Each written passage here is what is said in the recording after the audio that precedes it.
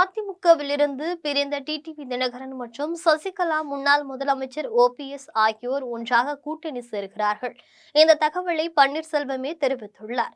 இதுகுறித்து முன்னாள் முதலமைச்சர் ஓ பன்னீர்செல்வம் கூறும்போது, எடப்பாடி பழனிசாமி திகார் ஜெயிலுக்கு செல்லும் நாட்கள் வெகு தூரத்தில் இல்லை என்றும், இது தொடர்பான ஒரு முக்கிய ரகசியம் என்னிடம் இருக்கிறது என்றும், அதனை பொதுவெளியில் நான் சொல்வதற்கு தயார் நிலையில் இருப்பதாக தெரிவித்துள்ளார். என்னை முதலிலும் கடைசியிலும் முதுகில் குத்தியவர் எடப்பாடி பழனிசாமி என்று விமர்சித்துள்ளார்.